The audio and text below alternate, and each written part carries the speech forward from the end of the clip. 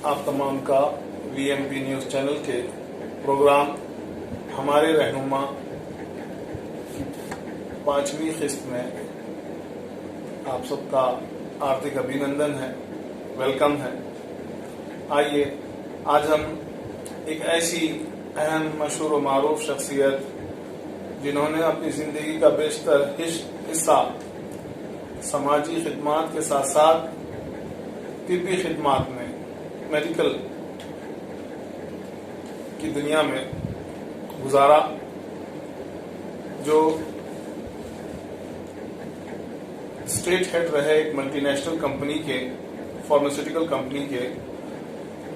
इस दौरान उन्होंने कई डॉक्टर्स को फ्री मेडिकल कैंप की तरगीब दी और कई फ्री मेडिकल कैंप्स भी ऑर्गेनाइज कराए। फ्री मेडिकल कैंप के साथ साथ फ्री मेडिसिन डिस्ट्रीब्यूशन का भी काम उन्होंने करवाया। आइए वो अपनी मौजूदा मसरूफियात के साथ साथ एक पॉलिटिकल पार्टी के जोनल वाइस प्रेसिडेंट हैं, नॉर्थ कर्नाटका इंचार्ज हैं इंडियन यूनियन मुस्लिम लीग के, और साथ ही साथ भारत फार्मास्यूटिकल्स के मालिक भी हैं। मेरी मुराद कोई और नहीं, जनाब अबुल हसन आरिफ साहब से है। आइए हम उनसे आज नॉर्थ कर्नाटक का इलाके के हालात के बारे में बात करते हैं और साथ ही साथ कोविड-19 की जो वबा है, इससे हुकूमत ने कैसे डील किया, इसमें क्या खामियां रही हैं, उस बारे में बात करते हैं। फिर उसके बाद जो लॉकडाउन हुआ, लॉकडाउन से जो कुछ भी परेशानियां रही हैं, उन परेशानियों को भी मंजर-ए-आम पर लाते हैं उनसे बातचीत के दौरान।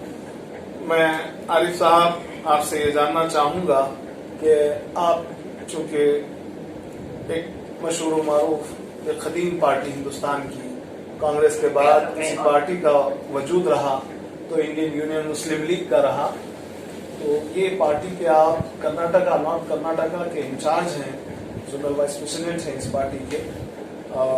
इस जोन में तो लगभग 7 डिस्ट्रिक्ट जैसे आते हैं, बीदर, गुलबर्गा, रायचूर, सेडम, यादगीर, बल्लारी, कोप्पल, बीजापुर। तो इन तमाम अजला को लेकर, नॉर्थ कर्नाटक को लेकर और यहाँ के हालात के बारे में आपका क्या कहना है? जी, अस्सलाम वालेकुम। नॉर्थ कर्नाटक में ऐसे बैकवर्ड बोल के डिक्लेयर है, पर डिक्लेयर होने के बावजूद भी नॉर्थ कर्नाटका को अपनी कोई उसमें बैकवर्ड का जो मिलना चाहिए ऐसा कुछ ना सेंट्रल गवर्नमेंट की तरफ से है, ना स्टेट गवर्नमेंट की तरफ से। इवन कई बजट सैंक्शन होते बैकवर्ड एरिया के लिए, मगर बैकवर्ड एरिया तक पहुंचते नहीं। तो बैकवर्ड एरिया तकरीबन बैकवर्ड का ही बैकवर्ड ही रहेगा। यानी कि आजादी के बाद से लेकर आज तक बैकवर्ड रहने की वजह आप समझते हैं कि यहाँ की जो हुकूमतें रही, स्टेट गवर्नमेंट्स और सेंट्रल गवर्नमेंट, इसकी तरफ कॉन्सेंट्रेट नहीं की। यहाँ की तालीमी, यहाँ की माशी फाइनेंशियल पोजीशंस को, यहाँ इंडस्ट्रियलाइजेशन को, यहाँ ऐसा मुराद आपका है, क्या कहना है? बिल्कुल सही फरमा रहे हैं आप। हिंदुस्तान आजाद हुए, इवन कांग्रेस की गवर्नमेंट में 12 मिनिस्टर गुलबर्गा के रहने के बावजूद, सीएम भी रहे ना, कई सीएम धर्म सिंह जैसे बड़े नेता नॉर्थ कर्नाटका से चीफ मिनिस्टर देने के बावजूद भी गुलबर्गा नॉर्थ कर्नाटका को उसका जो बैकवर्ड का तमगा लगा हुआ है, वो जैसे का वैसा ही है, कोई डेवलपमेंट नहीं हुआ। ये लेबल वैसी लेबल कायम है उसका, और दूर करने की इन्होंने कभी कोशिश नहीं, कोई कोशिश नहीं की। आज की हालत तो ऐसे है। आपका क्या मानना है, इसको दूर करने के लिए क्या करना चाहिए था, उन्होंने नहीं किया? ये लोग इलेक्शन जीते और बैंगलोर शिफ्ट हो गए। इलेक्शन जीतने के बाद अगर 5 साल के अंदर एक लीडर भी 1 साल अगर काम करा अपने डिस्ट्रिक्ट में, इंडिया जाके अमेरिका बन जाता है। और जहाँ के चीफ मिनिस्टर अपने डिस्ट्रिक्ट से जीत के चीफ मिनिस्टर बनते, अगर वो लोगों की विश और विल रही तो उन्हें अपने शहर को न्यूयॉर्क बना सकते हैं। तो ये लोगों के अंदर सिर्फ इच्छा है कि खुद आगे बढ़े और आवाम को पीछे छोड़ दें। 5 साल के बाद फिर जहाँ का वहीं ही रखना चाहिए, जहाँ का वहीं रखना चाहिए। यानी कि मानना यह है कि अगर अवाम तरक्की कर लेगी तो कलोट नहीं मिलेगी। बिल्कुल सही फरमा रहे हैं। इसी तरीके से तकरीबन की राजनीति की वजह से ये इलाका बैकवर्ड है।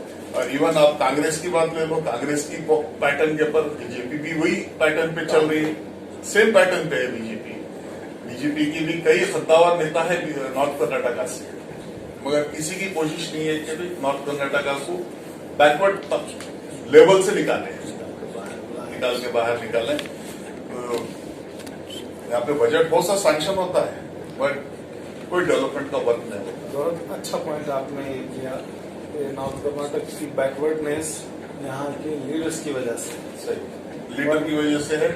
लीडरों की में इच्छा शक्ति नहीं है, वरना ख्वाहिश नहीं है लोगों को डेवलप करने की। देखा गया तो आरिफ साहब, ये जो इलाका है 1950 में मैसूर स्टेट के अंदर आया, निजाम स्टेट से 1950 में, आजादी से पहले। और वो निजाम स्टेट जो था, यानी कि उसको यूं कहो तो गलत है, गलत नहीं है, कि सोने की चिड़िया जो हिंदुस्तान को बोलते थे उस वक्त डेवलप था, उस वक्त ये निजाम स्टेट था, सोने की चिड़िया। और यही निजाम स्टेट ने तो 50 टन सोना दिया इंडियन गवर्नमेंट को, इंडियन गवर्नमेंट के पास कुछ नहीं था। तो ऐसे स्टेट के अंदर ये नॉर्थ कर्नाटक, तो यानी कि richest in the state, Mysore state में रिचेस्ट प्लेस अगर कोई था तो ये एरिया था, रिचेस्ट एरिया था। इसके अलावा यहाँ पे जब निजाम स्टेट था तो यहाँ पे रेलवे थी, बसेस थे, हाईवे थे, हर चीज की सहूलत थी। जैसा कर्नाटक स्टेट में नॉर्थ कर्नाटक का ऊपर हो गया और बैंगलोर नीचे हो गया, तो इसको बिल्कुल सौतेला व्यवहार हो गया।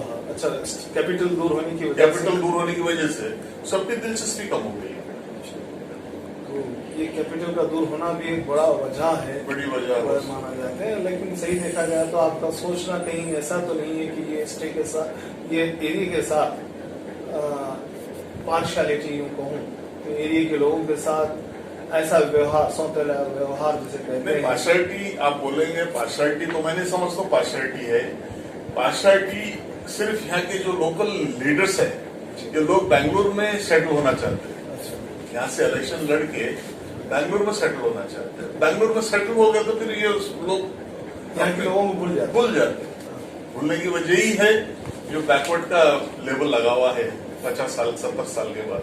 इस इलाके में जितने भी लीडर्स मिलेंगे वो इलेक्शन जीते और बैंगलोर के हो गए, और आगे भी ऐसा ही होता रहेगा। तो आवाम को चाहिए कि ऐसे आदमी को इलेक्शन में जिताएं, वोट दें जो उन्हीं के बीच में रहे और उसको ख्वाहिश ना रहे बैंगलोर में शिफ्ट होने।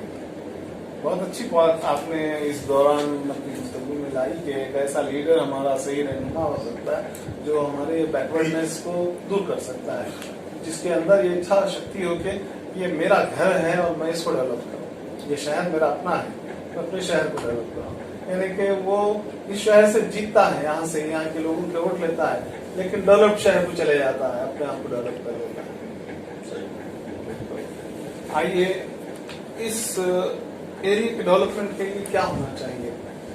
जैसे आप मुराद, क्या इंडस्ट्रियलाइजेशन की जरूरत है या क्या चीजें की कमी है जिसकी वजह से ये डेवलप नहीं है, इसमें होना चाहिए? डेवलप को जो जैसे कि आप मेडिकल लाइन से हैं, अगर मैं उठाकर देखूं नजर, तो कोई ऐसी बड़ी फार्मास्यूटिकल कंपनी इस एरिया में नहीं है। यहाँ पे इंडस्ट्रीज का तो नॉर्थ कर्नाटका में तकरीबन इंडस्ट्री नहीं है, ना के बराबर है। फार्मास्यूटिकल कंपनी लो, कोई बड़े हब ले लो, कोई बड़े मैन्युफैक्चरिंग, कार मैन्युफैक्चरिंग लो या फार्मास्यूटिकल मैन्युफैक्चरिंग लो, और कई इंडस्ट्रीज, मशीन बनाने की इंडस्ट्रीज होते, ऐसा कोई बड़ा हब नहीं है जहाँ पे जिससे डेवलप हो। यहाँ के मिनिस्टर्स को, यहाँ के मिनिस्टर्स कुछ ऐसा करें। करें जिसकी वजह से रोजगार मिले, जिसकी वजह से लोगों के अंदर, लोगों की जेबों में पैसा आए। और दूसरी चीज मिनिस्ट्रों में ये होना चाहिए कि भी शहर को डेवलप करें, रोड्स बनाए, नालियां बनाए, लाइट के खंभे लगाए, और लोगों के अंदर पैसा आया तो लोग है तो अपनी लाइफस्टाइल को चेंज कर लेते, अच्छे कपड़े पहनते लोग, अच्छे होटल्स लगते, तो रौनक आ जाती, एजुकेशन आ जाते, तो तकरीबन इसी चीज से डेवलपमेंट हो जाता। फाइनेंशियली लोग यहाँ के बहुत पुअर हैं, इनका पर कैपिटा इनकम बहुत कम है, गिरा हुआ है यहाँ के एरिया का। अगर टोटली अगर देखा जाएंगे पूरे स्टेट का जो पर कैपिटा इनकम है उसमें अगर सबसे ज्यादा गिरा हुआ है तो ये यहाँ के एरिया का है। और कहा जाता है कि बीदर पर्टिकुलर जिस शहर में आप और हम हैं, तो ये इंडिया का लास्ट यानी कि पुअरेस्ट प्लेसेस में, तो ये सबसे सेकंड प्लेस है। बिहार में एक प्लेस है, उसके बाद किसी का नंबर आता है तो वो बीदर का है। तो इस तरह से यहाँ का इलाका है ना, स्लम इलाकों पर मुश्तमिल है, वो ऐसी बात है, यहाँ पर स्लम इलाके ज्यादा है। लेकिन देखा गया तो जो मेट्रो के स्लम इलाके रहते हैं यहाँ के वीवीआईपी इलाके से बेहतर होते हैं, उनकी पर कैपिटा इनकम कुछ ज्यादा ही रहती है। अच्छे बिल्कुल लोगों की सोर्सेस अच्छी होती है, पैसा जेब में रहता है, तो लोगों के अंदर शऊर भी आता है, फैशन भी आता है, ख्वाहिशात भी कंप्लीट होते हैं, तो लोगों के पास पैसा ही नहीं है यहाँ पे। तो आपकी पार्टी इस इलाके में कुछ ऐसा रोल अदा करना चाहती है? आपका लोग क्या है आपका मतलब? हम लोग डेवलप कर रहे, हर रोज काम कर रहे, फिर भी लोगों को ऐसा बंदा मिले कि अभी बीदर में है, बीदर को डेवलप करे। मतलब कि आपकी पार्टी ऐसे लोगों को ही टिकट देना चाहती है? ऐसे लोगों को ही हम लोग ढूंढना चाहते हैं जो लोग जीते और बीदर में ही सेटल हो, और बीदर में सेटल हो। एक रोड बनती तो उस एरिया का एमएलए अगर जीतता है तो रोड पे आगे ठहरे। रोड में कितना पैसा खर्चा हो रहा है गवर्नमेंट का और कितना लग रहा है एक्चुअल में, वो देखे। ये ना क्योंकि एक बार सैंक्शन हो गया और वो घर को जाके सो गया और रोड 4 महीने के अंदर फिर से जैसी वैसी हो जाए, वैसा बंदा नहीं चाहिए। बंदा ये बीजेपी और कांग्रेस से अलग पैटर्न की पार्टी है आईयूएमएल, और ये पैटर्न में हम उनके पैटर्न में हम सेट होना नहीं चाहते, हमारा पैटर्न ही अलग होगा। बहुत अच्छा आपने इंडिकेट किया। और आज तो कई और आज बीदर के कई बार रोड सैंक्शन हुए मगर रोड बने नहीं। बजट रिलीज हुआ, बजट रिलीज हो गया, बजट के बिल्स सभी कंप्लीट हो गए और रोड पे कंकर नहीं पड़ा। जागरूकता हुआ में आप लोग मीडिया लोग करना है। तो